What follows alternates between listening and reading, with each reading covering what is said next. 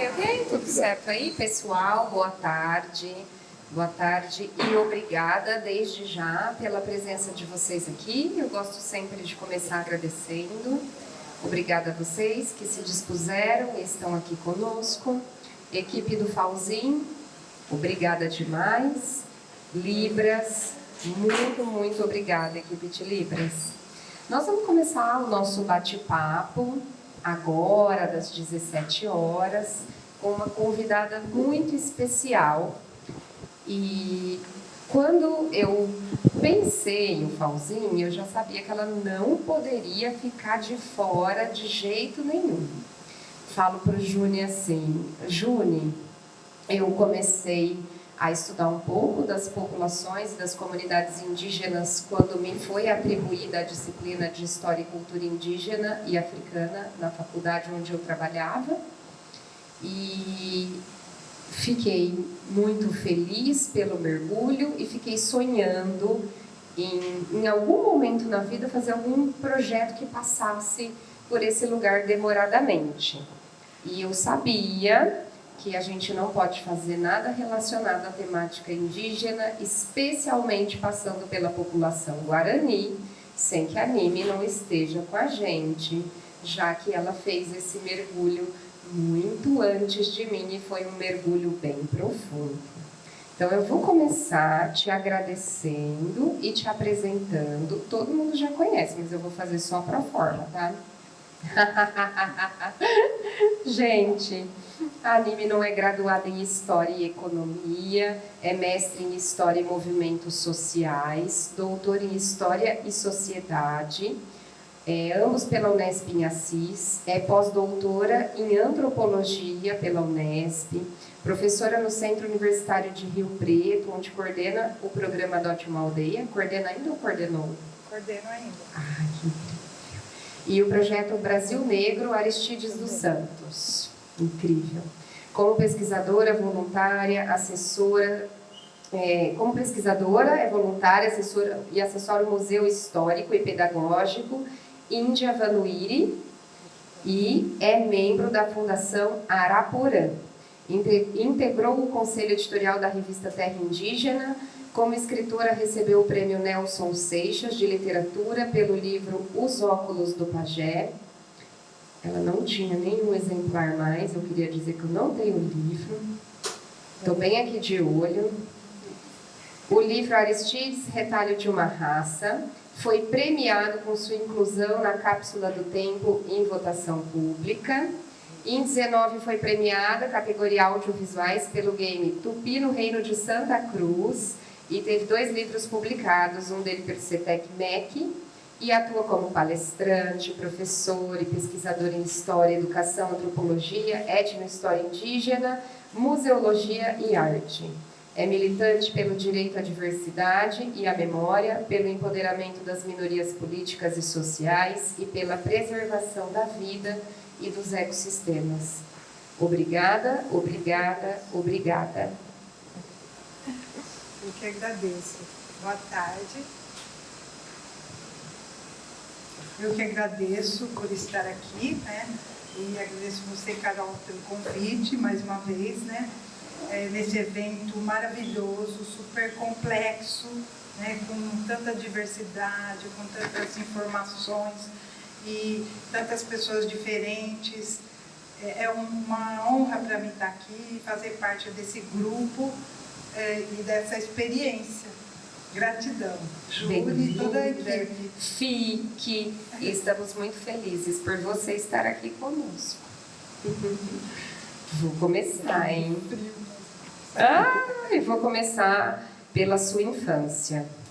Estou começando com todo mundo por aí, porque já que o Falzin é um evento que se debruça sobre as infâncias na sua pluralidade, eu estou aqui curtindo e adorando saber um pouquinho da infância de todo mundo que passa aqui por essa cadeira. E eu gostaria que você me contasse da sua. Interessante, eu estive pensando sobre você começar pela infância, eu achei muito inteligente você, é o lugar da fala, né? Só que você não fala que, para a gente falar de quem está falando de hoje, você fala da infância, então a gente entrega já o lugar da fala, né? Porque ao pensar o que eu ia falar para vocês sobre a minha infância, eu percebi essa questão do lugar da fala, né? Porque tudo que eu sou hoje, eu acho que eu devo aos meus pais, a minha infância mesmo, aos meus pais que lutaram e também ao contexto, porque eu cresci na ditadura militar. Quando eu nasci, foi em 61, depois de 2 anos, 3 anos já teve o golpe militar. Então, eu fui totalmente marcada, e a minha trajetória por essa luta, né? Mas antes de chegar à revolta, a ser revolucionária, a ser expulsa do Brasil e etc., eu tive uma infância maravilhosa graças ao lado indígena dos meus pais. Porque eu sou neta de Guarani dos 2 lados, de pai e de mãe. Meus avós homens eram Guarani. Então, diferente da maioria que fala, minha avó foi pegar laço, no caso meu avô foi pego a laço, os 2 avós. Porque as mulheres não eram indígenas, mas os homens eram. E eram Guarani. O meu avô do lado materno, ele veio da região ali de Piraju, Uru, tudo nome Guarani. E o meu avô paterno veio de Jaú. Todos para onde? Para Borborema, onde eu nasci. Nasci em Borborema, que é uma cidade que fica no meio de 4 rios. Rio Tietê, Rio Fugidos, Rio dos Porcos e o riozinho que estava perto da minha casa ali, que eu plantei uma vez 50 árvores, eu fiz a muda, tudo, e depois veio a chuva e levou tudo embora. Mas não tem problema, eu plantei de novo e hoje eu também estou plantando ainda árvore por aí. Mas então, eu cresci, eu tenho 3 irmãs, e uma das coisas que eu mais agradeço à minha mãe sempre é ter dado às minhas irmãs, que eu amo demais, que fazem parte do meu dia a dia até hoje, e principalmente a que veio depois de mim, porque ela é 1 ano, 1 mês, 8 dias e 3 horas mais nova que eu. Então, a gente é bem quase gêmeas, né? E ela sempre, tudo que eu tive ideia de construir, de fazer, de lutar, de realizar, ela me ajudava, sabe? Ela era no meu braço direito. Quando, por exemplo, eu fui representante estudantil e criei o Diretório Central dos Estudantes, ela foi presidente do Diretório Acadêmico da Matemática. A gente fazia essa parceria. Mas quando eu era criança, tinha a matinha da Lagoa ainda em Borborema, tinha muito mato por lá, então eu cresci ali perto do Rio Tietê. Meu pai ia no Rio Tietê, não tinha ponte, a gente cruzava o Tietê de balsa, e às vezes meu pai ia lá e ele pegava até peixe com a mão, né, bagre, assim, ele entrava no rio e pegava, né, e eu cresci vendo isso. Às vezes, assim, em casa, ele se arrumava à noite, 11 da noite, assim, e ia caçar rã, ou caçar outras coisas. Ele ia caçar às vezes com o irmão dele, com os parentes, ele ia caçar. Eu ficava louca para querer ir caçar também, mas era mulher, não podia ir, né? Mas depois, no outro dia, a gente comia rã, aquela rã que pula, depois ele frita assim na mesa, né? Comia rã, comia codorna, comia todo esse tatu, comia muito tatu, carne de tatu, tipo carne de panela, né? Então eu cresci, na minha casa tinha cobra, tinha rã, tinha sapo, tinha tudo lá, sempre aparecia. A minha mãe fala que as cobras gostavam muito de mim, que eu estava no sofá, do meu lado tinha uma cobra. Outro dia eu estava brincando com uma cobra enrolada ali. Ia subir a escada, todo mundo subia, ninguém via, só eu que via a cobra lá, né? Então eu descobri depois, já de adulta, que minha alma animal é uma cobra. Por isso que elas sempre estiveram na minha vida. E eu sinto a presença delas quando elas estão por perto, né? E isso é o meu lado indígena, né? Essa percepção. E na sua palestra, Márcio, você falou sobre a questão da tradução, né? Como é impossível você traduzir de forma... E eu pensei que tem duas... E você falou da importância da palavra, né? E tem a representação e a expressão, né? Então, eu acho que quando a gente cria algo, quando a gente faz algo que pode ser ciência, arte, poesia, pode ser mitos indígenas, quando ele tem vida, ele é uma expressão. né? Porque tem vida própria. Aí, quando representação já é algo que quando você já está copiando, já não é mais a mesma coisa. Mas eu acho que a expressão é que vai criar essas diferentes comunidades, esses grupos diferentes, né? E nós estamos, sim, no começo de uma grande transformação, quando nós vamos ver que incluir não é só as diferentes formas humanas de ser no mundo, mas o universo Guarani, ele inclui os diferentes grupos de seres vivos, como, por exemplo, o grupo das árvores, que tem os seus donos, os seus líderes, o grupo dos peixes, que tem os seus, os grupos das aves. Até a terra respira. Essa coisa dos vulcões nada mais é do que a respiração da terra. Ela é um ser vivo. Os planetas, né? Então, os Tupi-Guarani, eles têm uma leitura do céu, dos astros, eles têm duas leituras, na verdade. A leitura temporal, que vai mostrar quando é a caça, quando é a coleta, quando é o tempo do plantio do milho, da mandioca, da batata doce. E tem também a expressão da espiritualidade, né? Então, nesse momento que eu estou falando aqui, eu estou pensando assim, em Anderu, está lá no zênite, sentado no seu trono, segurando a onça. Porque a onça espiritual não é essa onça que a gente vê assim, é aquela onça mítica. A onça, quando Freud fala que o ser humano tem três, vamos dizer, catástrofes que pode abordar, que é a questão das catástrofes naturais, né, dos relacionamentos, três origens da infelicidade, né? Então, as catástrofes naturais, os relacionamentos e as doenças, né, a deterioração do corpo. Os indígenas já falam isso há muito tempo. E quando o Yanderu segura a onça ali, ela está segurando a catástrofe, uma das nossas infelicidades, né? E é Yanderu que comanda tudo, que seria muito além do sol, né? São usados, porque os Tupi-Guarani, nessa revista aqui, ó, tem um artigo de um físico que ele fala, ele estuda os Tupi-Guarani lá do norte, do Maranhão, e estuda os Tupi do sul e faz uma comparação e chega à conclusão que os dois grupos, mesmo com toda a distância das Guiana francesa, ele estuda, mesmo com toda essa distância, eles têm essa percepção desse mundo cósmico vivo que vai muito além. Eles descrevem galáxias que ainda a ciência ocidental não conseguiu chegar até lá, né? Só que quando você fala isso, parece uma coisa assim que não tem fundamento científico, mas tem, né? Alguns pajés chamam o mito de ciência, não chama de mito, fala que é a ciência.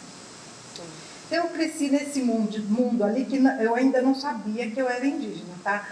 Mas no domingo, meus pais, a gente almoçava, fazia aquela macarronada, né? A minha mãe pegava a toalha, colocava tudo que sobrou ali, amarrava e a gente ia para o matinho da lagoa. Lá, eles esticavam a toalha lá no meio do mato, ficava lá, e eu e a minha irmã, que só tinha essa daí por enquanto, a gente saía passear pela mata e eles ficavam conversando. E eu escutava a conversa às vezes, né? Por exemplo, que a gente que eles eram parentes lá atrás, por causa da tia que tinha gengiva preta, que era indígena, né? E eles falavam, então a gente é parente. Eu falava, que parente será esse, né? E o sonho do meu pai era conhecer a usina de Itaipu. Ele tinha esse sonho, sabe? Meu pai, ele era funileiro. Então, ele fazia chuveiro de lata, punha fundo de panela, fazia de bacia. A gente comprava óleo naquela época, vinha de latinha. Então, ele colocava alça, fazia caneca. E a minha mãe, antes de casar com ele, ela era empregada doméstica e cozinheira. Então, ela cozinhava para várias famílias. Então, a gente come de todo tipo de comida em casa, porque ela aprendeu árabe, italiano, né? Então, ela fazia tudo isso. Depois que ela casou, então ela ajudou a criar a gente fazendo fazendo salgadinho, bolo. Então, quando eu estava na faculdade, eu chegava no fim de semana na minha casa e passava o fim de semana inteirinho fazendo empadinha. Por exemplo, à noite fiz 500 empadinhas, né? E os meus amigos todos no barzinho, bebendo, passeando, e a gente só podia ir depois das empadinhas. Né?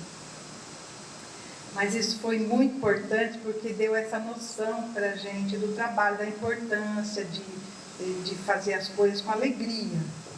Né? E eu vejo na sua história, do que eu te conheço e do que você está contando aqui agora para a gente, esse pé nesse lugar de chão de terra, de observação, de conversa, de conexão com a natureza, com a cultura indígena, mas eu sei que tem um percurso acadêmico aí que vai acontecer. Como é que você vai trilhar esse caminho? Me conta. Começou na 4ª série. Na 4ª série, na minha turma, todo mundo ia para a roça.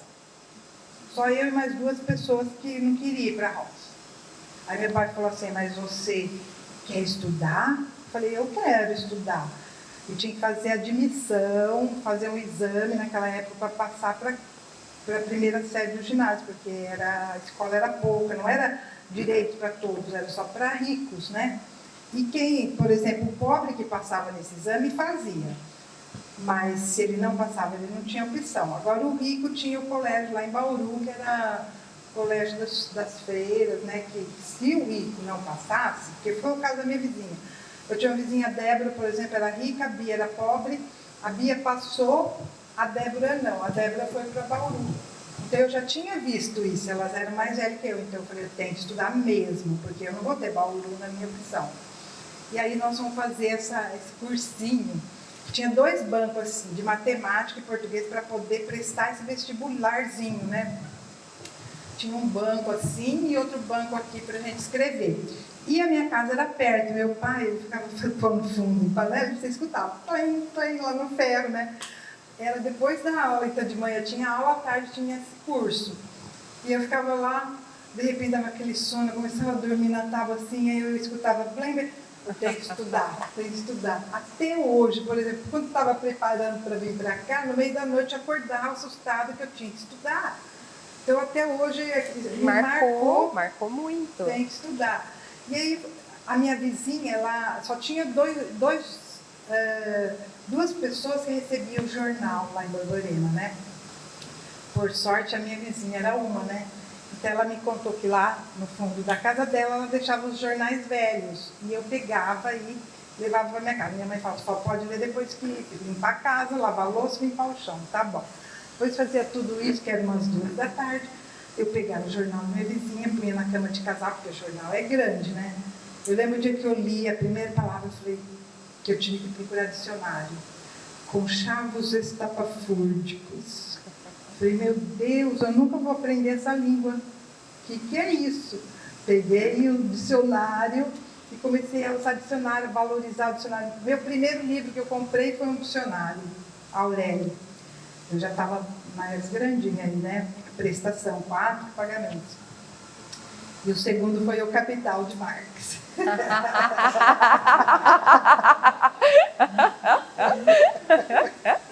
Eu estava desconfiada desse segundo. Então, aí, quando nós mudamos de lá para São José dos Campos, né? Porque meu pai achava que ia ser melhor, mas foi pior, voltamos, né? Tá, mas aí você fez essa prova, porque eu tô aqui conectada nessa história. Passei, sim. Só que daí, quando eu já tinha 15 anos, a gente mudou para São José dos Campos para estudar, mas meu pai não se deu bem lá, porque índio é um caso sério, né? Ele voltou, não deu certo. Esse negócio de trabalhar 8 horas por dia com ele andava. Ele podia trabalhar até mais, mas tinha que ser ele que decidia. Na organização dele, né? Que devia ser assim, né? Ele foi trabalhar na Johnson, ficou doente, quase morreu. Aí a gente voltou. Voltamos, só que eu não podia continuar lá, porque eu fiz o primeiro colegial na ditadura, né? Era contábeis. E não tinha, só tinha em Catiguá. Então eu vim morar com meus avós, que o meu avô era índio. Foi aí que eu ainda não sabia que eu era indígena, né? Mas quando eu morei com o meu avô e com a minha avó aqui em Catanduva e vi que tudo que eles faziam, meu avô só tocava flauta, fazia os bichinhos lá com canivete e roçava a roça para DR, assim, à beira da estrada. A minha avó trabalhava em casa e ela também fazia roça. Diz que quando meu avô fazia uma trilha assim de café, ela fazia 8. Ela que ensinou todo mundo a escrever, a família, né? Mas meu avô era mais quietinho, fumava o cigarrinho dele, ficava... E eu morei com eles 1 ano, né? E aí eu queria fazer odonto, mas eu vi que não era para mim odonto. Aí eu quis entender por que eu não podia fazer odonto. Aí eu percebi que o Delfim Neto que mandava no Brasil. E aí, o que ele faz? Economista? Então, eu quero ver economia, eu quero entender, eu quero ser o Delfim Neto. Entendeu? Essa passagem pela contabilidade, economia exatas, eu não sabia. Então, conta mais. Fui fazer economia em Marília, na Unimar, que era a Universidade UEM. Era uma escola... Universidade Estadual de Marília. Não, era particular. Era do Márcio Mesquita Serva, que hoje é a Unimar. Tá. E eu fui fazer porque um amigo do meu pai, que era contador, ele conseguiu que eu e a minha irmã fizesse crédito educativo. Então, a faculdade, quem pagava era o crédito educativo. Mas mesmo assim, eu vi que tinha muita gente que não conseguia pagar a faculdade. Então, eu comecei a lutar por esse direito. Eu e um amigo meu, psicólogo do 5º ano de psicologia lá. E nós lutamos, Ele estava no 3º nessa época, porque ele morreu no 5º. Foi assassinado pelo DOPS. E eu estava no 3º ano, e esse Márcio, que era o dono, ele foi mostrar a faculdade para mim, que ele estava crescendo, estava fazendo aquela parte de esporte, né? Ele falou para mim, você não quer ser modelo? Ele queria me tirar dali, né? Porque eu era um problema para ele, né? Eu fotografei, não, porque a minha máquina não tinha ainda. Mas eu peguei a lista de chamada em dia de prova, que tinha 300 alunos que vinham do Mato Grosso, Goiás de avião, e dia normal tinha 40 no máximo. Então, eu peguei as listas, tirei xerox, mandei para o MEC e denunciei o curso vago. Aí o DOPS veio atrás de mim, não da faculdade, né? Porque era ditador. Então, eu tinha sempre do meu lado aquele figurinha, era um cara baixinho, de bigode, assim, barba, gordinho, careca, que era o cara do DOPS.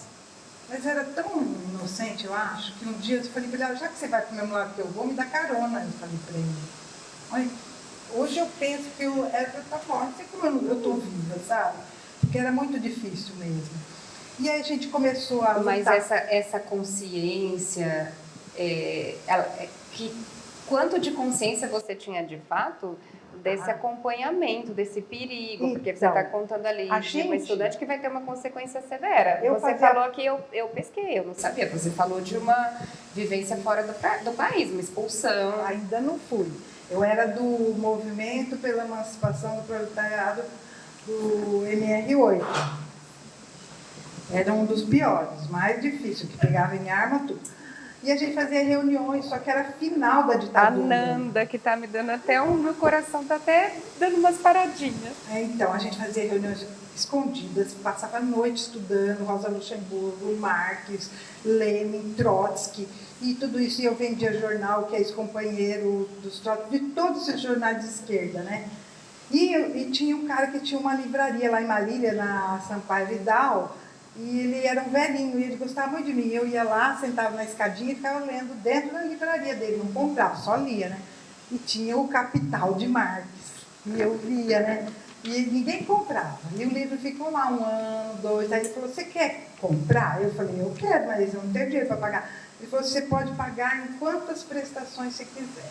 Pode ficar, tem até hoje os livros, em capítulo plástico, tudo, sabe? Então, foi o livro que eu adquiri, porque eu não podia comprar, assim, né, livro. Enfim, quando eu estava no 3º ano, aí meu amigo, né, vários tiveram problema. soltaram uma bomba na minha república, que caiu a parede, assim, eu cheguei em casa, tinha um barzinho chamado Flor Roxa, que era o bar que a gente se reunia de esquerda. Já naquela semana eles prenderam todo mundo do bar, a gente não foi preso porque a gente tinha ido assistir Eles Não Usam Black Tie, que estava inaugurando esse filme, estava começando. Então eu não fui presa porque eu estava lá, mas a gente saiu do cinema correndo, foi no bar, todo mundo de camburão, um monte, foi todo mundo preso, fomos na delegacia. Aí quando voltei para casa, não foi nesse dia, outro dia da semana, voltei, era 5 da manhã, era um sábado, de sexta para sábado, eu tinha prova 9 horas. Eu olhei no relógio 5 horas, entrei, fui escovar os dentes e escutei a bomba. Caiu reboque, caiu tijolo, a gente morava em 7, numa casinha de 2 cômodos. As meninas tudo lá, aquele problema, né? No outro dia sai no jornal de Marília, assim, na parte de baixo, na primeira página, bomba na rua 7. E a jornalista pergunta, mas delegado, como o senhor sabe que teve bomba na rua 7 se ninguém reclamou? Era o jeito que a ditadura conversava com a gente. Ela falava pelo jornal, nos subterfúgios. Eu lia 4 jornais por dia para me ver se saiu algum recado da ditadura ali. Então a bomba foi na minha casa. E era um aviso. Aí eles ligaram para meu pai e falaram que ia matar eu e minha irmã. Aí eu peguei com um amigo meu da filosofia, uma das ciências sociais da Unesp, que era do lado, e nós fomos para a Bolívia. E foi aí que eu conheci os indígenas. Mas agora que eu quero saber mais ainda. Então, quando eu saí daqui, a gente pegou o trem de Bauru, o trem da morte. Fomos para Corumbá. E o meu pai, meus pais sempre muito engraçadinhos, porque eles não tinham dinheiro, mas eles tinham tanto amor, sabe? Minha mãe falou que não ia me deixar de jeito nenhum. Meu pai falou, ela falou, fala com seu pai. Falei com ele, ele falou assim para mim, ao que eu pedi, ele falou assim, leva cobertor, disse que lá é tão frio, que eu sou muito friorenta, né? E ele falou isso para mim. Daí no dia eles me levaram até o trem e ele me deu um saco de laranja. Então eu dei laranja para o trem inteiro, porque até eu chegar lá, aquele saco, nós tínhamos que acabar com aquele saco de laranja, né? E a gente chupou laranja até. Chegamos em Corumbá, dormimos ao céu aberto, assim, num pátio de uma igreja. Daí aí eu aprendi minha primeira palavra em espanhol, né? Cruzamos a fronteira e a mulher tinha um freezer lá, né? Tinha cerveja. Eu falei, tem cerveja lá? Ele falou, ai, eu pensei, nossa, lá levou um choque, né? Não, é que ai, tem cerveja? Ai, né? Tem. Mas quando eu cheguei em Santa Cruz, já estava até cantando em espanhol, né? Viva Santa Cruz, bela terra de mi coração. Depois eu conheci Cochabamba. E Cochabamba era maravilhoso. Aí a gente já separou, brigamos já. O menino já foi para lá, porque ele só queria ir para museu, não sei o quê. Eu queria ver a população dali. Mas esse menino era esse seu colega que vocês faziam tudo junto? Não, esse era o da filosofia. Aquele outro já tinha morrido, o da psicologia. Tá. Sinto muito. Esse que morreu, ele chegava em casa assim, eu morava nessa época num quarto só, não tinha nem banheiro, eu e minha irmã. Ele chegava e falava assim, acorda, Nime, uma revolução vai acontecer e vai pegar você dormindo. Ele está aqui agora. Ai, meu Deus, muito legal. E quando chegamos lá em Cochabamba, eu quis ir para Sip-Sip, que era uma vilinha.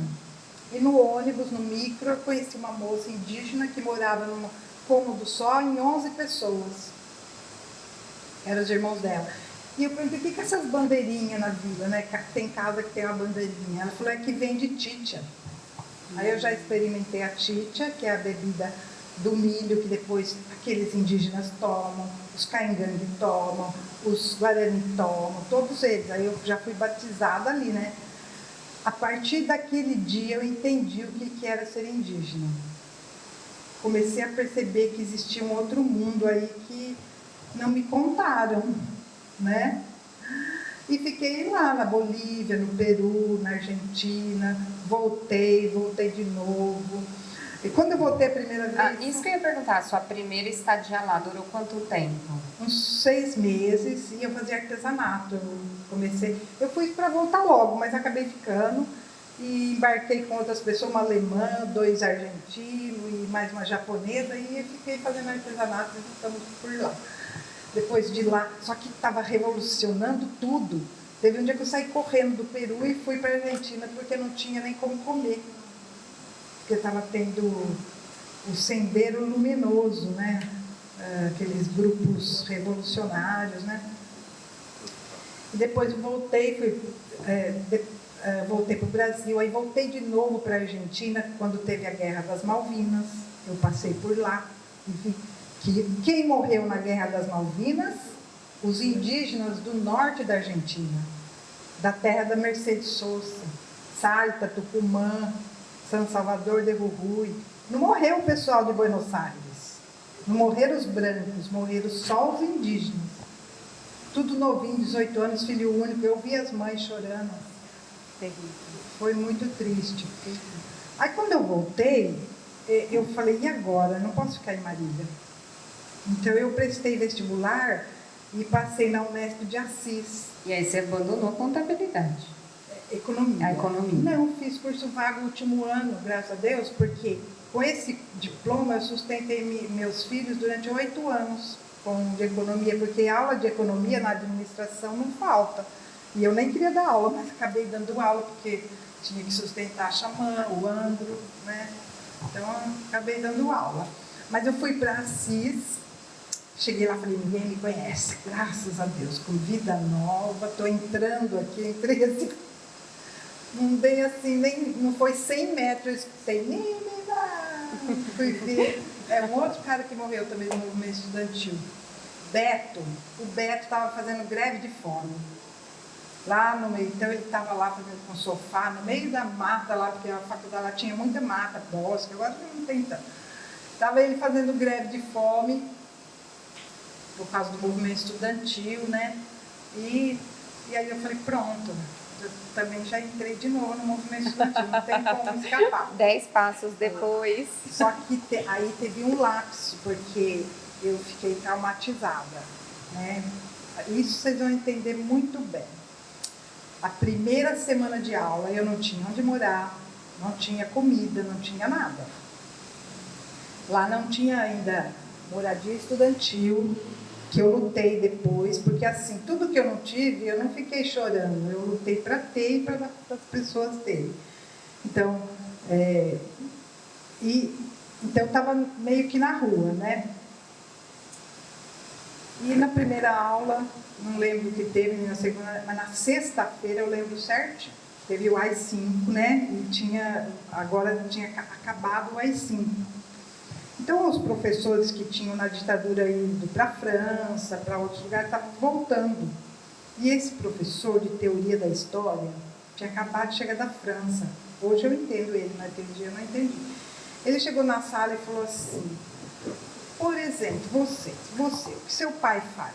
Ela falou, meu pai é dentista, meu pai é médico, meu pai é advogado. Chegou em mim e eu falei, meu pai é lateiro, funileiro. Aí ele falou, então o seu lugar não é aqui. Nossa, eu já não comia fazer 4 dias, eu não tinha casa para morar. A hora que ele falou que o meu lugar não era ali, foi duro, viu? Foram 2 anos que eu fiquei meio traumatizada, achando que não era mesmo. Hoje eu vejo isso, né? Na época não, né? Se eu soubesse que era por causa daquilo, eu teria já me curado imediatamente. Mas aí eu entrei para beber, fumar uma coisa que, né? Caí no mundo. Foram 2 anos assim, mas graças ao teatro, eu entrei, aí eu comecei a estudar Bertolt Brecht, toda essa turma, assim, aquele que escreveu sobre os romanos lá, não lembro agora, enfim, os franceses aí, né? E a gente escreveu uma peça de teatro do meu curso de gregos. Eu estudei Vernon e escrevi uma peça para criança. E aí nós montamos um grupo de teatro, um mais louco que o outro. Inclusive, um deles morreu de tão bêbado que estava, caiu de uma escada de 4 degraus lá na USP, no Cruz, na moradia, tem uns degrauzinhos assim, né? Ele caiu, morreu, quebrou o pescoço. Ai, menina. Minha história é triste, bem. Muito. Estou viva por sorte, porque por causa dos meus pais, eu acho, sabe? Enfim, a gente montou esse grupo. E nesse grupo, a pessoa que eu escrevi essa peça é porque ela fazia teatro de bonecos para criança. E ela era professora de yoga. E ela falou para mim, menina, eu dou aula de yoga às 6 da manhã para umas pessoas, se você quiser ir de graça, pode ir. Eu comecei aí, com a yoga, eu mudei de vida, totalmente. E eu, nesse período, também comecei a trabalhar de ajudante de cozinha num restaurante. E eu pensava, eu não queria ficar aqui de ajudante de cozinha, eu queria escrever, eu queria viver da minha escrita. Eu gosto de escrever, eu já tinha escrito um monte de poesia, né? Aí um dia eu comecei a fazer trabalho para as alunas que não queriam fazer trabalho, então o meu primeiro trabalho foi a História da Riqueza dos Homens. Fiz um resumo que foi um sucesso. Aí eu vendi até para a Universidade de Bauru, todo mundo comprava meus trabalhos e eu comecei a viver desse dinheiro. E naquele dia, olha só, no primeiro dia, assim, no primeiro trabalho que eu fiz, que eu recebi alguma remuneração, quando eu estava escrevendo ele, fazendo o trabalho, eu olhei assim para cima e eu vi um monte de pessoas, todas velhas, só que não acabava. Ia diminuindo, mas por causa da distância. E todos eles fazendo assim. Para mim, tipo, vai em frente, sabe? Vai que é por aí. Aí eu continuei. Daí eu fiz um projeto no terceiro ano.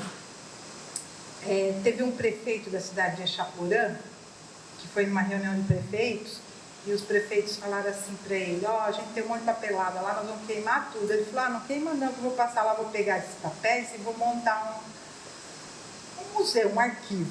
E levou. Daí ele foi na Unesp e falou para a professora Ana Maria Martinez Correia, a irmã do José Celso Martinez Correia, que foi minha professora. Ela falou assim, e ela montou um grupo, ela pegou tudo aquilo e falou, a gente vai fazer alguma coisa, mas deixa na prefeitura, a gente vai aí. E ela fez um concursinho lá e eu passei para ser uma das 3 de iniciação científica. Então, a gente ia de Kombi, eu e mais 2 meninas e 3 professoras, Ana Maria, a Heloísa Belotto, que era arquivista, mulher do Belotinho, do Titãs, quando ele lançou Dinossauro, a gente estava nesse trabalho. E mais uma outra que foi minha orientadora depois do mestrado. A professora Beatriz, que era do jornalismo, assim, ela é da história, mas tinha uma família famosa de jornalistas, né? Todas famosonas, né? E, inclusive, eu não sabia se eu fazia teatro, se eu fazia história. Eu fui lá falar com a Ana Maria, fiquei na porta, lá sozinha, esperando a chance. Falei, Ana Maria, estou com um problema. Ela falou, qual? Eu falei, eu não sei se eu faço história e continuo, ou se eu vou para o teatro oficina, porque o irmão dela convidou a gente, eu e mais 2 pessoas, né? Para ir, porque a gente fazia umas performances no meio das palestras dos outros, sabe? De tirar roupa, subir na mesa, transar com o microfone, umas coisas bem diferentes, né? Pra época. E aí o José Celso convidou a gente para ir fazer teste lá com ele, né? Aí ela olhou bem para mim e falou, você está em dúvida entre fazer história ou fazer teatro? Eu falei, e ela falou, não tem diferença nenhuma. E é verdade, né? Porque eu acho que as minhas aulas, se não tivesse o meu lado de teatro, eu não seria a professora que eu sou. Então, realmente, não tem muita diferença. Aí eu pensei, então, qual que eu vou ganhar algum dinheiro para me sustentar? Professor, porque teatro, naquela época, era pior que ser professor. Nenhum nem outro. Nenhum nem outro, mas pelo menos professor, né? Apesar que eu desisti rapidinho, eu entrei na delegacia de ensino e falei, nunca mais eu piso aqui. Foi por isso que eu passei para ser professora universitária, porque eu não queria mais dar aula na rede. Era muita competição, meu lado indígena, eu não queria competir, eu queria crescer junto. E ali, nossa, minha colega queria minhas aulas, eu queria dela, eu falei, que coisa terrível, coisa chata, eu gosto dela, eu vou tirar aula dela. né? Não entro mais. Então eu tinha essa ética, sabe? Sim, aí você fez a escolha pelo ensino superior. Fiz. Isso significava que eu tinha que passar no mestrado. Tá. Aí eu peguei todos os temas, 10 temas, pus numa gaveta e sorteava, assim, aquilo, estudava, escrevia. E todos os professores falavam que eu não ia passar, porque estudar índios, acha? Índios não vai acabar todos. Ela tem que estudar o colonizador, você tem que falar sobre aquele que chegou aqui e criou a cidade, que criou, fundou a região. Eu falei, não, eu não quero falar deles, eu quero falar daqueles que saíram quando eles chegaram. Aí então você não vai passar.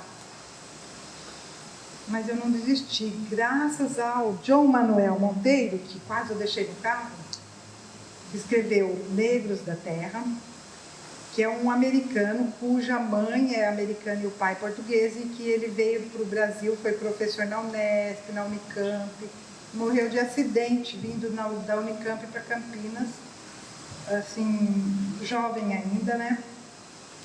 Mas esse livro é o mais importante da nossa história indígena, eu acho, do Brasil. Por que você acha? Vou falar no microfone. Por que você acha isso? Explica pra gente. Porque é o primeiro livro que trata a escravidão indígena como escravidão.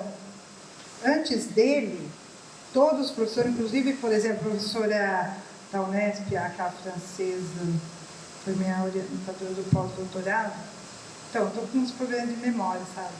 Enfim, ela falou para mim, escravidão de indígena não existe. É só de negros. Então, o João Monteiro, ele revolucionou. Só que eu fui aluna dele antes dele escrever esse livro, acompanhei ele. Ele me levou para a USP, eu fiquei lá nas colmeias, estudei todo esse livro, História dos Índios do Brasil, da Manuela Carneiro da Cunha, eu acompanhei toda a escrita, eu fui nas reuniões que eles, né, faziam, só que eu ainda era estudante, né? E eu passei no mestrado porque ele falou, o melhor projeto é esse, e era o meu. Mas, dependesse dos professores da Unesp, eu não teria passado. Mas a academia... Porque eu estava grávida. Uma delas falou que eu não devia passar porque eu estava grávida. É. Em 23, nós temos pautas que tocam nesses assuntos, mas eu diria que continuamos tendo os mesmos problemas, né? Caminhamos a passos de tartaruga. Cadê o Márcio com a tartaruga? Foi tão legal quando ele fez, né?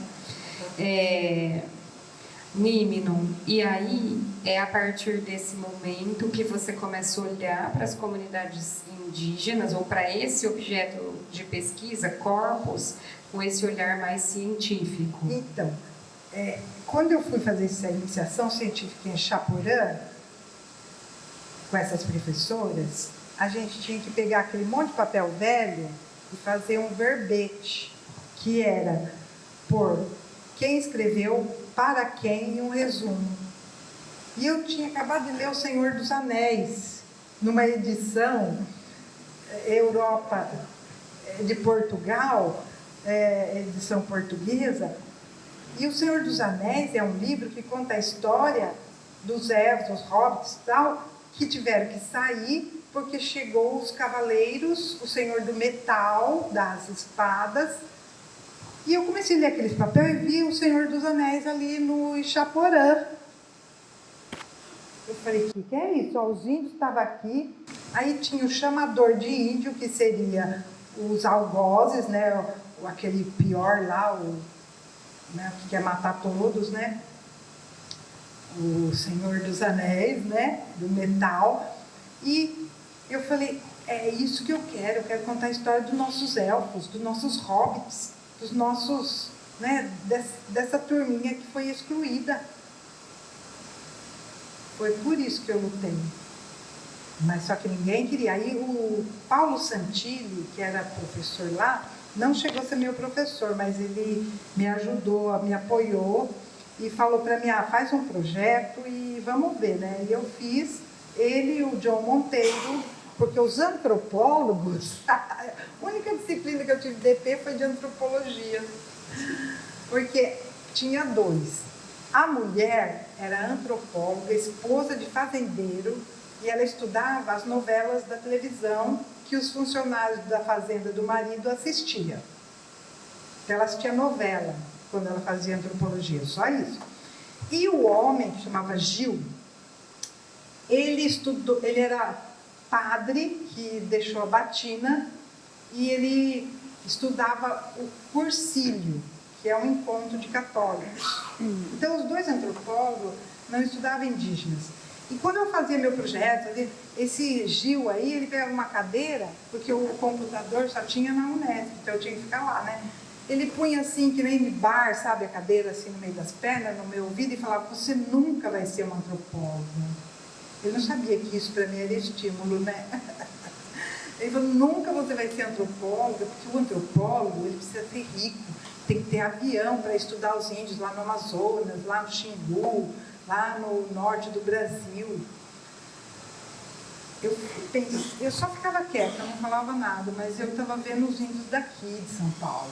Então eu fui a pioneira em estudar, escrever os índios de São Paulo. Aí escrevi, né? Até eu vou em banca direto. Por exemplo, eu recebi essa semana uma menina que falou: professora, a gente fala no direct e você não respondeu. Eu não sou desse negócio de internet, o Leandro vai falar depois. Eu nem sabia o que era direct, né? Aí ela ligou na Unirp, conseguiu meu celular e me convidou, é da linguística. Eu já fui da USP. Aqui eu fui em 2 de doutorado na linguística, mas sempre eu vou por quê? Porque se falou de índios de São Paulo, minha leitura é obrigatória, né? Porque eu lutei. Por isso que eu não sou doida de fazer o Fauzinho falando de Guarani sem tu aqui. Você acha? Eu sou esperta. Mas sou especialista em Caigangue. Guarani. Em Caigangue. Eu me tornei de Guarani porque eu vim morar em Rio Preto.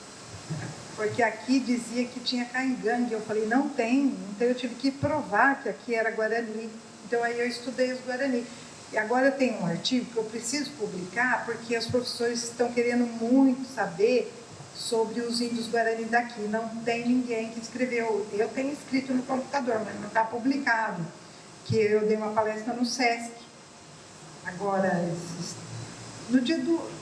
esses dias aí, esses meses, os últimos meses.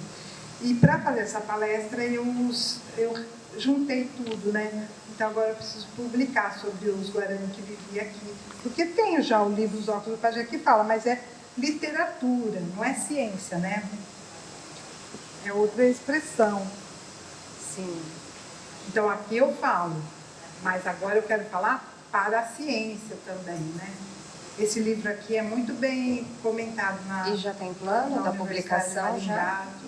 Tem mestrado sobre ele. Não vai ter relançamento desse? Eu gostaria, mas quem que faz? A gente manda outro edital. Eu preciso, né? Vamos? Vamos. Porque não tem mais. Você já leu? Não É li, só eu 19 só soube minutos. da nossa conversa e daí não tem disponível. É muito bom, viu? Modéstia à parte. Vamos trabalhar em cima do relançamento, não é? É emocionante. Então, conta isso, desse contato, dessa imersão, dessa vivência com o pessoal que é indígena. Não, pode passar pelos Caigangue também. Na verdade, eu quero saber dessa imersão. Então, vamos falar o seguinte: universo os indígena. povos indígenas são totalmente diferentes. Cada um é cada um. Mas quando você compara com a civilização não indígena, você vê que eles têm um elo comum. O que seria esse elo comum? É essa relação com a natureza. Essa forma de respeitar. Eu acho que se pudesse resumir tudo, eu resumiria na palavra respeito. Os povos indígenas, eles respeitam os outros seres como respeitam um pai, uma mãe, uma avó, uma tia. Então, por exemplo, um rio é um avô, uma árvore é uma mãe, que dá um monte de frutinho para os seus filhotinhos. E, por exemplo, quando o Piaget fala que a criança ela nasce, desenvolve, amadurece, cresce, torna adulto, os povos indígenas veem isso em todos os seres, numa árvore, né, num peixe. Não vê, por exemplo, até hoje, Ainda tem cientista que acha que os animais não sentem dor, né? Que não tem emoção. Tem emoção. Todos eles têm. Né? E quando eu ainda fazia mestrado, eu li uma tese de um chinês que ele falava que as árvores se comunicavam pela terra. Hoje já tem outros que falam, mas eu nem podia colocar aquilo no meu mestrado, senão era para o lixo mesmo. Né? Mas os seres se comunicam. Né? Por exemplo, os indígenas das aldeias que eu vou, teve um caso assim, quando morreu o Galdino. Fala dessa aldeia, qual que é? Quais são? Vanuí, Tá. perto de Tupã. Tá. Então o Galdino, aquele índio que colocaram fogo no corpo dele em Brasília, e a gente foi protestar, né? Eu falei, gente, vamos fazer um protesto em Tupã, tudo bem. Então eu vou de Rio Preto, vocês vão da aldeia, a gente se encontra em Tupã, lá no museu. E eles foram de ônibus, eu fui de Brasília, eu tinha uma Brasília. Fui até lá. Aí eu falei, já que é um negócio para falar contra a morte do Galdino, eu vou de preto. Então eu pus tudo preto. Fiz umas 2 faixas escrito para justiça, né? Que eu tenho até foto desse evento, contra o assassinato dele, que esses assassinos tinham que ir para a cadeia, tudo, né? Eles também fizeram seus cartazinhos de papel, tudo. Quando eu cheguei lá e encontrei o ônibus, desceu todos os indígenas de vermelho, só eu de preto. Isso é antropologia. Né? Antropologia que eu aprendi na vivência com eles. Eu não estudei os indígenas. Eu vivi com os indígenas e fui escrevendo. Fui indo para o arquivo, voltando, né? Fui vivenciando. Então, esse dia eu achei tão legal que só eu de preto, todo mundo de vermelho. Foi muito interessante. E depois que a gente foi para a aldeia, depois da passeata, eles falaram assim para mim, e aí, né? Eu falei, essa semana eu sonhei com vocês. Ele falou, o que você sonhou? Eu falei, eu sonhei que vocês estavam no supermercado, fizeram uma compra, foram passar no caixa, e a moça do caixa falou que não precisava pagar, que já estava pago. E eles começaram a dar risada, que não paravam, se jogaram no chão, de tanto dar risada, né? Mas por que vocês estão rindo tanto assim? Porque essa foi a primeira vez que o prefeito deu cesta básica para nós. Aí eles falaram para mim, toda vez que você quiser conversar com a gente, você fala na água corrente ou no vento que bate nas folhas. E a gente vai saber. É o nosso telefone. É verdade. E o sonho? O sonho é muito importante. Todos os indígenas de todas as etnias valorizam muito o sonho. Por exemplo, os Yanomami saiu na televisão. Quando eles acordam, todos eles, a primeira coisa do dia é contar o que sonharam, trocar essas informações. E até isso foi tirado deles, né?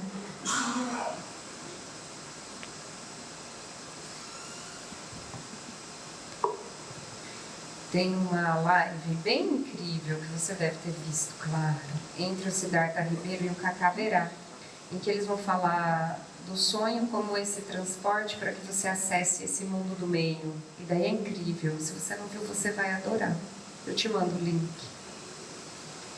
Então, Muito esse incrível. mundo que a gente vive segundo os Guarani, o universo Guarani, né, é um imperfeito. Porque o perfeito está além do mar. Você tem que se purificar, passar pela terra sem males, para você chegar até a perfeição, que tudo que a gente tem aqui também está no mundo de Nhanderu. Só que lá é o perfeito, e aqui é o momento que a gente tem que caminhar. A gente precisa sempre caminhar para melhorar, para se aprimorar, para se aperfeiçoar e buscar um lugar sagrado, um lugar puro, né? Para os indígenas, a ética é muito importante. Essa postura, principalmente os Guarani. Os Guarani é a única etnia que tem contato com o não índio desde 1500 e ainda existe, os Tupi-Guarani. Aqui eu tenho um outro livro muito legal, que é recente. Esse aqui só eu tenho. Esse livro aqui, História e Vida Tupi-Guarani, é do meu amigo Cacique Pitotó, Deixa eu ver essa da aldeia Piaçaguera. Ele também teve uma vida meio assim. Ele vendeu ervas durante a ditadura. Ele também é um filho da ditadura. Ele escondia que era indígena durante muito tempo, atrás da venda de ervas. Só que nesse livro ele conta tudo que ele passou. Então, quando ele ia de uma cidade a outra, passava no meio da mata, quando ele via os demônios, Angai, que é um ser meio que bravo, diabólico, não tem isso na cultura indígena, né? De Deus, diabo, essas coisas assim, né? Mas, porque tudo pode ser ruim e bom ao mesmo tempo, né? Então, a Yanga, que ele veio, ele conta toda essa experiência dele, enquanto vendia ervas, depois lutando pela terra, né? E quando a gente, porque eu também ajudei a identificar a terra, fiz vários relatórios para a FUNAI, para identificar, e a aldeia dele foi uma. Que legal. Quando eles conseguiram a aldeia, conseguiram a terra, identificar a terra, fizeram uma festa. E eu fui. Só que eu cheguei, a festa só tinha acabado, né? Mas eu fiquei lá, 4 dias. E na primeira noite, assim, a moça, ele nem estava lá, ele estava viajando, foi buscar o filho dele, que estava vindo de Cuba, ainda era época do Lula, então o filho dele foi em Cuba, teve essa oportunidade, né? E aí ele chegou, não, antes dele chegar, a irmã dele, eu fui dormir, ela falou, ó, você dorme então aqui, na escola. Mas todas as casas eram igual, a escola também era feita de uma madeira redondinha, então ficava aqueles vãos, porque tinha o nó da madeira, então ela não era fechadinha, ela tinha um vão. Tá. Ela me deu 2 velas e uma caixa de fósforo. E eu tinha levado o livro Os Óculos do Pajé para ler para as crianças, né? E eu tentei dormir, nada, tentei acender vela, aquele vento passava e não apagava. Aí quando eu estava quase dormindo assim, veio uns vultos escuros assim, que passava rápido no vento, assim, passava por mim, e dava um medo dentro de mim, assim, que gelava o meu corpo, sabe, assim. Eu falei, o que está acontecendo com esse negócio horrível? Eu sei que eu fiquei até 2 da manhã com aqueles monstros circulando, parecia o Harry Potter, sabe, os elementais assim, passando. Eu senti aquilo, né? Aí no outro dia, fizemos uma fogueira, as crianças lá, e eu li o livro para as crianças. E eles falaram para mim, o que é isso? Né? Eu tinha feito porque a Unirp queria que eu pintasse o rosto, né, para dar aula, essas coisas. Comprasse celular, essas coisas que eu não tinha, né? Aí eu fiz aquela maquiagem definitiva, porque eu não consigo ficar me maquiando assim, né? E logo eu fui lá, as crianças olhavam assim, eu falei, o que é isso? Lá eu falava, isso é coisa do meu trabalho. E daí chegou a irmã do Pitotó, e eu comecei a conversar, nós fomos lá na UPAN, que é a casa de reza, né? E ele também chegou, e eu falei, gente, aconteceu um negócio tão estranho essa noite comigo, eu não dormi, e de repente comecei a ver umas coisas esquisitas, uma coisa que passava por mim, que nem uma coisa escura, um vento, e me dava muito medo, um medo nos ossos, né? Aí eles falaram assim, é o Eike Batista. Foi como? O Ike Batista, né? Foi como assim? Eles falaram, ele está tentando destruir a aldeia, porque ele quer fazer um porto. Nós temos 11 quilômetros de praia, e ele contratou um antropólogo canadense, ruivo, que não sai daqui, vem mais uns outros caras, eles estão perseguindo a gente, já dividiu a aldeia em 2, porque teve uma turma que aceitou, ele comprou uma terra, falou para ir para lá, que ele dava 50 mil reais para cada família. A turma foi de ônibus, ainda bem que a gente não foi, porque quando eles chegaram lá, não recebeu dinheiro e a terra não era o que ele falou. Então eles voltaram. Se nós todos tivéssemos ido, a gente tinha perdido. Então o que você viu é o que nós estamos passando dessa perseguição. Veja assim, isso é o mundo indígena. O mundo indígena é um mundo que ele tem essa percepção da realidade que vai muito além da matéria. Né? É uma percepção do que a gente chama, por exemplo, mal-olhado, olho gordo, inveja. Tudo isso para o indígena é muito nítido, muito claro, ele percebe. Uma percepção energética, sensorial. Sensorial. Isso por quê? Porque os indígenas são diferentes. É um pessoal que tem uma vida interior muito fértil, muito forte, que resiste, é resiliente. A primeira vez que eu fui na aldeia Vanuíri foi lá a minha primeira aldeia, né? Eu cheguei, eu fui até Tupã, depois de Tupã eu fui a pé 11 quilômetros, sozinha. Caramba, Tava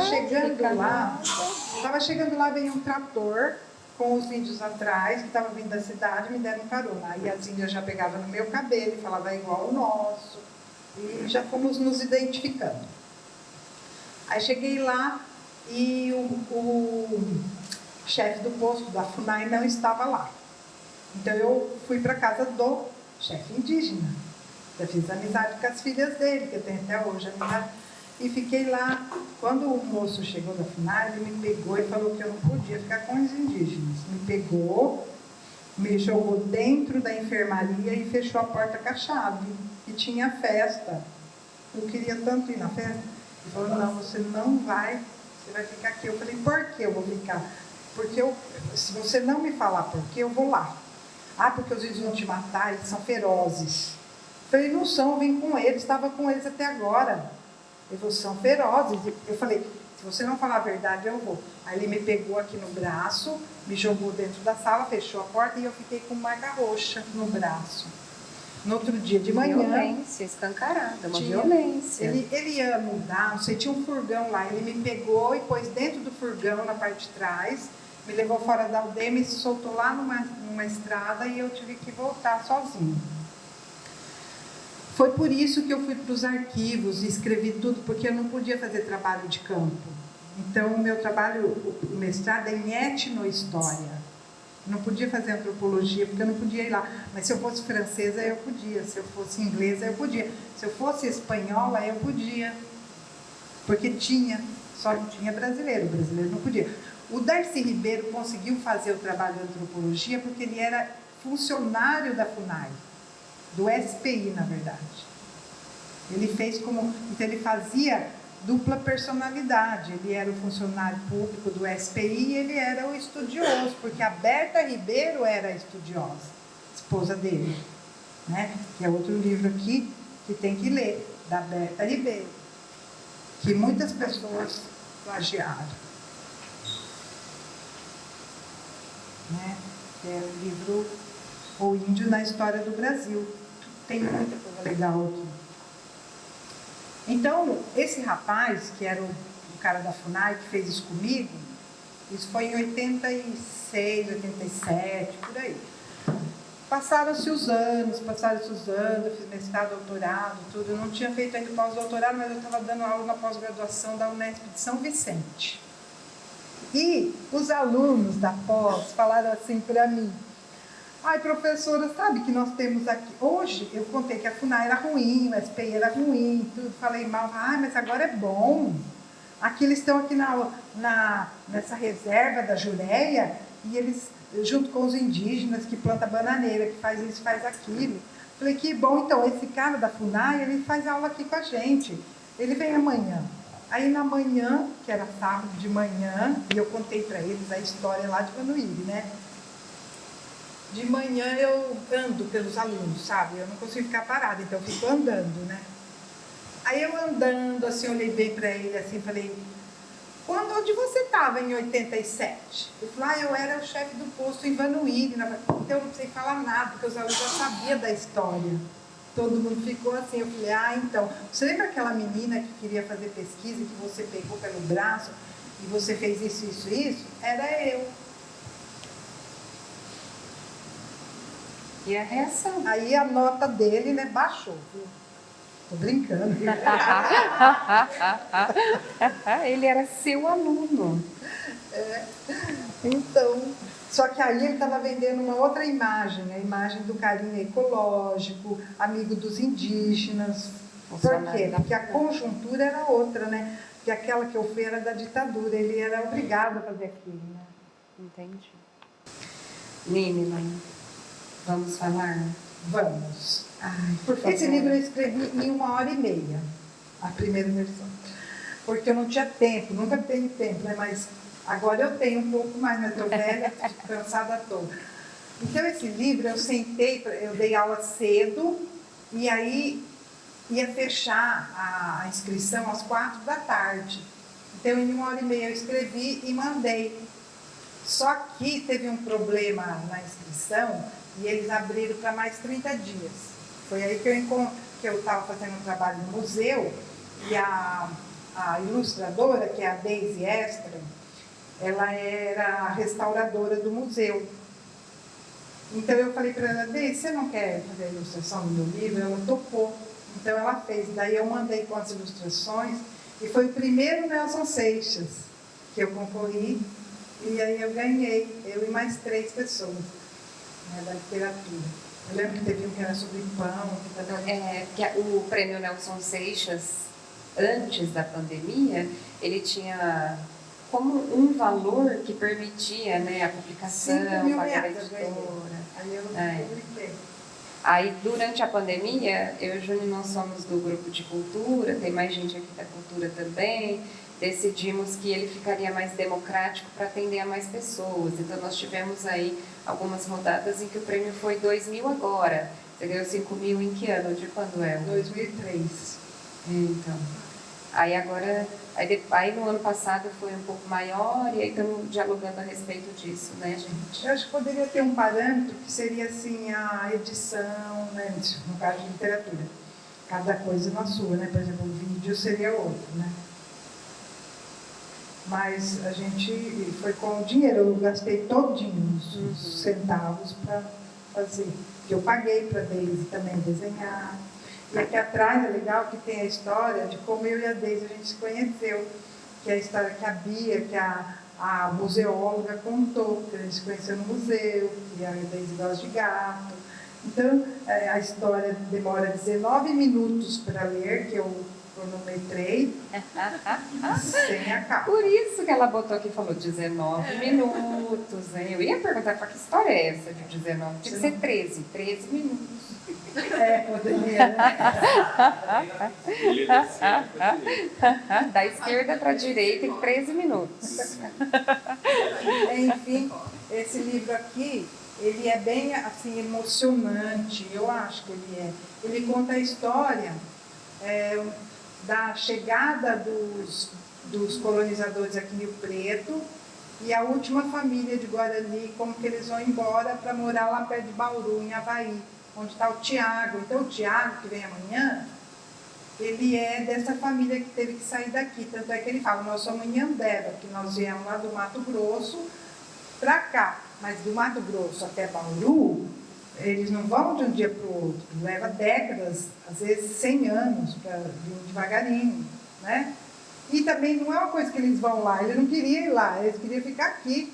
Foi o Nimoendaju, Kurt Nimoendaju, que era um alemão que casou com uma... Casou não, ele morou com uma Guarani, ele não conta que casou. E ele sabia tudo dos Guarani. E o nome da Nimoendaju aldeia, da então aldeia, é dele, dele. de onde o Tiago está. O nome dele era Kurt Anca, mas quando ele foi batizado Guarani, puseram Nimoendaju, que é o filho da terra, algo assim. Olha o que o Tiago fez comigo. Nós conversamos a primeira vez, ele estava na Nimoendaju, nós conversamos a segunda vez, ele estava na Tereguá. Conversei para ele, vira, ele está lá em Curitiba e não me fala. Falei, Tiago, ia ter te dado um auxílio correspondente, não é? A Nanda, a gente não conversou? Conversei com a Nanda achando que ela morasse em São Paulo. Ela falou, Carol, adorei o convite, mas moro em Salvador. Falei, então peraí que eu vou refazer o convite. Mas sabe, os indígenas são diferentes no trato, no relacionamento. São. Muito diferentes. Essa é a aldeia que eu vou atualmente, que eu levo os alunos. A aldeia Icatu, perto de Penápolis. É assim, uma aldeia que dá pra gente combinar bem as coisas, porque eles não mudam muito comigo, né? Porque eu também sou meio brava, sabe? De vez em quando. Eles falam, né? Então tem que fazer certinho. É isso, porque eu já cheguei com aluno lá e não tinha ninguém lá. Sim. Cheguei em Vanuíri com um ônibus cheio de alunos, fiquei 1 hora esperando ver um ser vivo lá dentro. Outra vez todo mundo foi para o rodeio, então e aí? Né? Então, agora lá em Catu a gente combina direitinho já as datas, para ninguém sair de lá quando a gente vai. Entendi. Né? Ó, e é verdade que nós temos um convidado especial Isso. para falar de um outro projeto de vocês? Posso pedir para ele vir aqui? Ai, claro. Por favor, professor Leandro.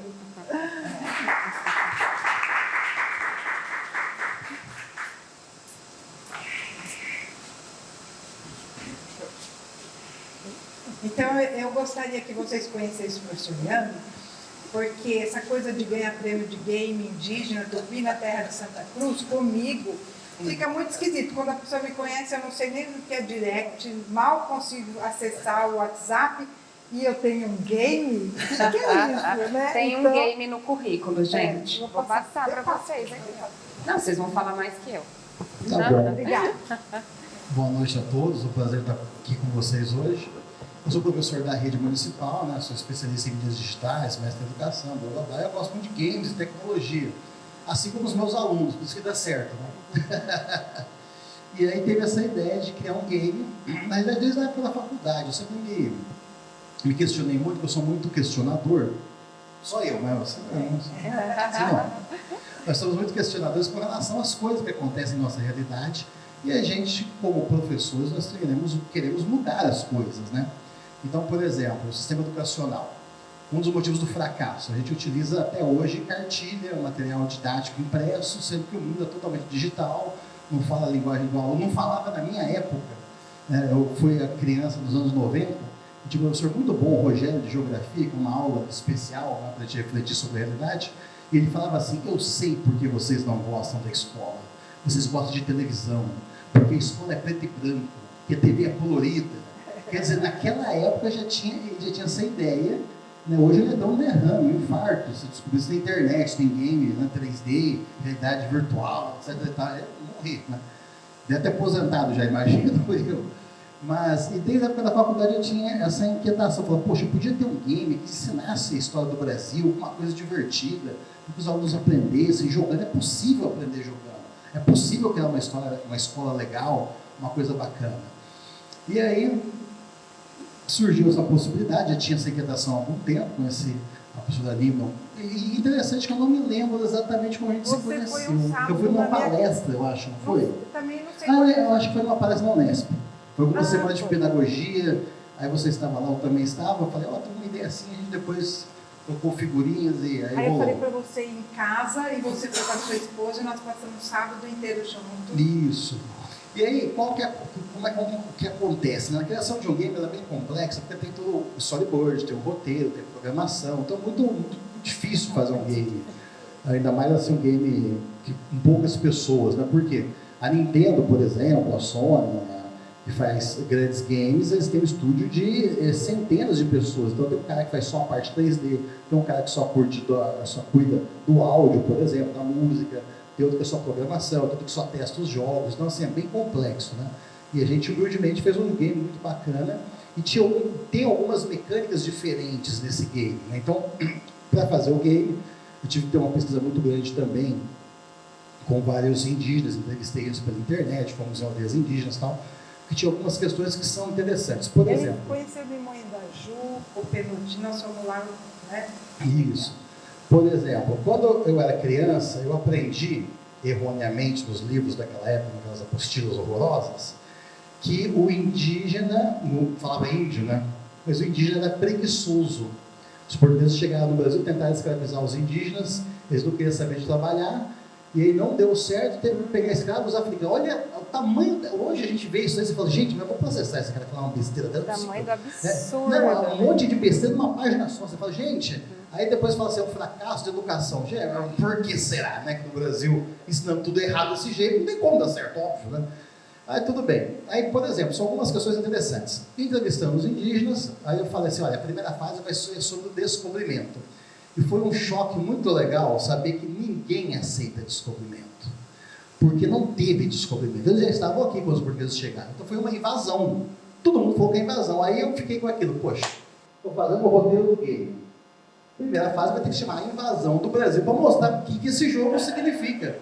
E não deu outra, foi a invasão do Brasil. A gente mudou o nome da fase justamente para pegar essa ideia. Como é um game para crianças, num público de 8 a 12 anos, você vai ter uma linguagem mais leve. Então, por exemplo, no game aparecem caravelas voadoras. E, por exemplo, o Pedro Alves Cabral tem uma roupa de astronauta, para indicar o choque cultural, que é realmente como se fosse assim, descesse uma nave espacial aqui, um pessoal estranho, com uma roupa esquisita, que come coisa diferente, que fala outra língua, que ninguém sabe o que é, e a gente tenta se comunicar e não sabe muito bem qual que é deles, qual que é a nossa, e foi isso aí, culturas totalmente diferentes, nem melhores nem piores, mas diferentes, pensamentos diferentes. Então assim, quando a gente vai explicar isso para as crianças, fica muito mais fácil eles entenderem essa história de game, porque dá a impressão que eles vieram aqui, foi tudo muito legal, eles fizeram churrasco e comeram açaí, não foi nada disso, é um choque cultural, né? E aí foi bacana ver esse ponto de vista. Comer o churrasco, sim. Não. Português. Sim, mas não foi como o pessoal pensa, né? É igual a escravidão. A escravidão é um ato de violência, assim, uma barbaridade. O pessoal pensa assim, que o pessoal estava na África, falava, vamos lá, assinar minha carteira de trabalho, vamos para o Brasil. Não é isso. Eles viviam a vida deles, foram violentamente capturados, arrastados para o Brasil, de novo, uma outra língua, como se viesse uma nave alienígena aqui, matasse metade da gente, outra metade fosse escravizada e fosse embora. Aí, por exemplo, nunca mais eu ia ver meu pai, nunca mais eu ia ver minha mãe, nunca mais eu podia falar português, nunca mais eu podia falar de Deus, não acredito, sabe assim? Eu ia ter uma outra igreja, uma outra religião, uma outra vida, uma outra comida, e eu ia só apanhar e não tinha direito a nada, e se eu reclamasse, matar, sabe assim, quando a gente fala o que foi a escravidão e deve ser falado, é isso, sabe? E o pior é que a gente vê um Brasil, que eu tenho muita esperança, que eu acho que as coisas agora estão começando a fluir, mas se você vê assim, indígena, estão matando, estão morrendo até hoje, e aí tem gente que tem a ousadia de falar que não é indígena brasileira, da Venezuela, quer dizer, é totalmente fora de realidade, né? É o tipo de questão que eu sou professor, aí vem uma pessoa falando que a Terra é plana. Gente, tem coisa que você não discute, ciência não tem como a Terra ser plana. Se todos os planetas são redondos, se todo mundo já viu isso, como é que você está insistindo que a Terra é plana, que vacina faz mal? Né? É uma situação que você fica difícil ser professor, né? Mas aí a gente percebe exatamente isso. São algumas questões que nós temos hoje, que temos que trabalhar em sala de aula, para que não tenha essa ignorância, de uma forma leve, divertida. E esse game tem aquelas partes, eu joguei. Eu tive que jogar, porque estava na internet, e o meu nome lá junto, tudo, né? Essa era a pergunta. Joguei. Ele me ensinou. Né? Tem aquelas ilhinhas que você... Sim, tem ilhas para explorar, os locais para explorar no sentido de conhecer, né? Não no sentido, os alimentos, a alimentação toda brasileira que tem, então tem guaraná, tem mandioca, tá? Isso justamente para mostrar qual é a milho. E aí você vai ganhando quantas mandiocas você conseguiu. Isso, é bacana porque, por exemplo, essa é uma outra coisa de game, né? No game você é capitalista e você acumula capital. Então no game não tem dinheiro nesse game, tá? O que acontece? Você vai lá, tem uma plantação de mandioca, você pega mandioca, come, beleza, e recupera energia. E aí, se eu pegar muita mandioca, vamos supor que eu pego, sei lá, 10 mandiocas, o pajé vem em mim e dá uma bronca, fala, que negócio é esse aí, rapaz? Você está pensando que tem que deixar para os outros. Então é bacana porque tem essa mecânica de você não explorar os recursos naturais, você explora com sabedoria, que é uma coisa assim, tão básica, e até hoje tem neguinho aproveitando e querendo explorar os outros. Quando tem uma tragédia, começa vendendo água cara a R$100, quer dizer, de novo, a gente estava falando sobre isso, no Brasil de hoje, não, é incrível, a gente vai falando assim, uma coisa chama a outra, mais de 500 anos, os indígenas não têm dignidade, não têm tratamento correto médico agora, que estão cuidando deles melhor, a gente vê vários erros, trabalho escravo, falando da escravidão. Ah, que absurdo, nossa, vieram da África, fez tudo isso, um absurdo, tá? Aí você abre o jornal, trabalho escravo no Brasil, 2023, e fala, gente, mas vocês estão de sacanagem comigo, não é possível, a gente tem que arrumar esse país logo, né? Não é possível, tem tanta coisa errada. Sabe que ontem a Denise Guilherme esteve aqui com a gente, ela é mãe de um menino de 10 anos, muito curioso, e nós fomos jantar com ela. Todo sol. E ele tá ali todo engajado, então quando as coisas acontecem, ele olha e fala, sério, 2023? Ai, que bonitinho. Não, tem coisas, eu acho assim, como professor, nossa tarefa é muito nobre de ensinar eu ensino as crianças e você ensina os universitários, os maiorzinhos, pra gente, né, a nossa parceria. E é uma honra muito grande fazer isso, porque, infelizmente, eu tenho que falar, por mais que os meus professores fossem esforçados e honestos, ninguém estava enganando os outros, a gente aprendeu muita coisa errada. São muitos conceitos que você fala, gente, não tem cabimento o que a pessoa está falando. Sabe, você tem que respeitar, você tem que compreender, né? Por exemplo, no mundo, eu faço isso sempre no mundo perfeito. No mundo perfeito, toda escola deveria ter uma parceria com as aldeias indígenas e ir lá visitar, ver como é que é. Eu, quando apresento game... trazer os indígenas. Sim, se possível, eu acho mais legal quando a gente vai lá, para conhecer, né, o habitat. Mas assim, quando eu falo de indígena, tem alunos, às vezes, por exemplo, estou dando aula esse ano, ano que vem eu pego outros alunos. Tem aluno que já chegou para mim, professor, para de zoar, que índio? Não existe índio no Brasil não, tá doido? Claro que existe, gente, a cultura é diferente, mas eles existem, Mas eles ele moram em está aldeia. reproduzindo o que ele ouve em casa. Mas assim, eles brigam, sendo que eles não sabem. Eu falo, gente, eu preciso são alunos do professor Léo, para de brigar com coisas que vocês não sabem. Vamos aprender junto aqui. Sabe, são conceitos que tem, né? Uma das pesquisas que eu fiz, né, eu fui em Mato Grosso, em aldeia indígena, o meu pai, né, eu tenho uma prima minha que é professora universitária, tem amizade com os indígenas lá, me chamou para ir lá para conhecer. Meu pai, não vai lá não, vixe, tá doido?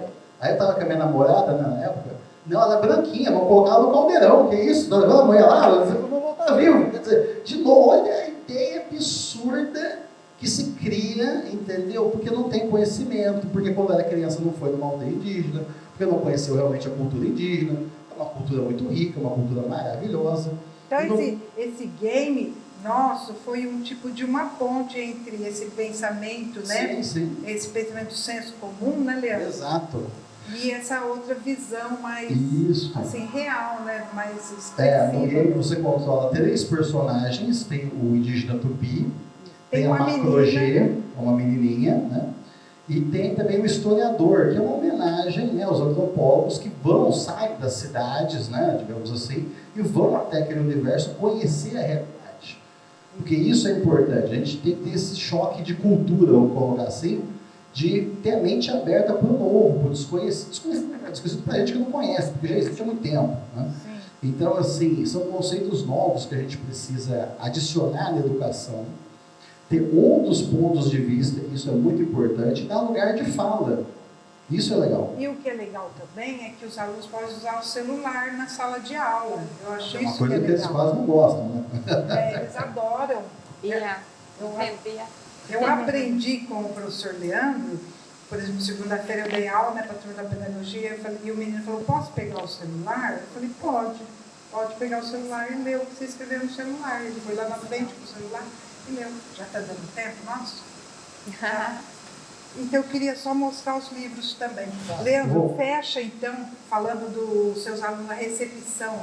Sim, eles adoram o universo dos games, que eles já conhecem muito bem, então a gente conseguiu colocar conteúdos importantes, que são vários conteúdos, são várias fases, e cada fase trabalha um pouco da cultura indígena, e foi algo bem prazeroso de folclore, de história, de tudo isso acorda dentro do game. Então, a possibilidade, eu convido vocês a pesquisarem na internet, tem vídeos explicando, tem reportagens. Por favor. Chama Tupi no Reino de Santa Cruz. Não tem vídeos no YouTube, foi bem documentado, tem várias Todo mundo reportagens. ouviu, gente? Tupi no Reino de Santa Cruz, tá? Para quem quiser acessar. Eu gostaria de bater palma para o professor Leandro. Não entendi, Joia. Obrigada, Leandro. Vamos continuar nosso trabalho. Nós vamos colocar no nosso Insta, para todo mundo poder acessar no Insta lá, do festival, Leandro. tá bom? Obrigada, Leandro. Muito obrigada pela sua presença e participação. Então, agora eu apresento os livros. Mas a gente tem, assim, bem... Então, eu vou falar Você falou que eles ficaram te chamando e não cumpriu sua missão de escolher assim, 3... É verdade. Então, eu vou só, assim, por exemplo, eu gosto muito de biografias. Por favor. Escrevi duas, a do seu Aristides e a do contador. Você lembra que o pai da Cláudia Contador? O contador, quando a gente não tinha ainda a faculdade, todo mundo acesso à educação, era uma pessoa muito importante na sociedade. E ele ajudava muito. Então, essa é a história de um contador que fez a cidade de Novo Horizonte, por exemplo, e foi ele que criou a usina, que transformou a cidade hoje lá, que tem trabalho, tem emprego, por causa da ideia dele, porque se não fosse a ideia dele, o homem tinha dinheiro, mas não tinha capacidade. Ele que criou a usina de açúcar e álcool, ele desenhou, ele montou, ele fez. Legal. Pode ir dando aqui para mim, que depois eu vou organizar e fazer uma foto. Esse daqui eu escrevi para os professores dos institutos federais, sobre indígenas de São Paulo.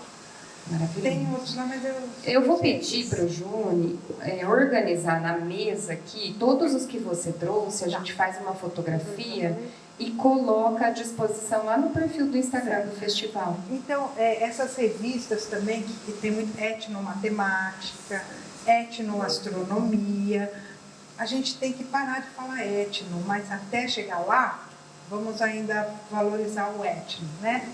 E aqui, sobre a história dos povos de São Paulo, povos indígenas, o último lançamento que tem de mais recente é esse livro aqui, ó, Povos Indígenas de São Paulo. Então, através desse livro, além de você conhecer toda a espiritualidade dos Guarani, dos Caingangue, também você vai conhecer a vida, o dia a dia deles, tudo. E você também tem informações do IBGE, por exemplo, quantos indígenas tem em São Paulo? 42 mil indígenas. Quantos tem na cidade de São Paulo? 18 mil indígenas. Então você também tem essas informações, mas ele é muito bom. Também tem capítulo mesmo. E aqui, sobre os autores indígenas que eu escolhi para trazer, a Eliane Potiguara, né? Claro. Metade cara, metade máscara. Esse livro deveria se chamar Soco na Sua Cara. E esse dela para criança, A Cura da Terra. Incrível, eu amo. Maravilhoso. E esse livro também me marcou muito, ganhou o prêmio Jabuti, que é o Júlio Emílio Brato, Saguairu, que é uma história da identidade de um lobo, que ele tem que matar, porque o fazendeiro manda ele matar o lobo, só que aí ele vê que quem é o lobo é ele, né? Sabe, o garimpeiro pobre, é isso, é o caçador. A história da vida guarani, do Adolfo Eramirim, da aldeia do litoral. Esse do Tiago, que vem amanhã. Você vem amanhã, né? Venho. Quando eu caçava tatu e outros bichos, tem várias historinhas, é maravilhoso. E a literatura tudo tem juvenil, dedicatória. É bem legal do Tiago, porque é literatura juvenil. E esse daqui, do Olívio Jecupé, o Saci Verdadeiro, e também tem a história do Menino Sem Braço, que é maior. O Saci é só umas 3 páginas, a outra é muito longa e ótima. Tem esse daqui, Ideias para Adiar o Fim do Mundo, né, do Ailton Krenak. E esse da minha companheira de luta, é a Marília Guise Godoy, que eu não contei do Seimana e da Fundação Araporã. Vamos ter que fazer um Falzinho 2. É verdade. Não é? Gente. Olha, por isso que eu não trouxe PowerPoint. Obrigada a vocês pela presença. Obrigada, Nímino. Muito obrigada mesmo, tá? Já estou pensando no Falzinho 2. Aí vai ficar o Fal, né? Fal 4 e Falzinho 2. Que tal? Em trocamento. Pode me colocar. Gente, gratidão. Obrigada, gente. Porã até. Que bom.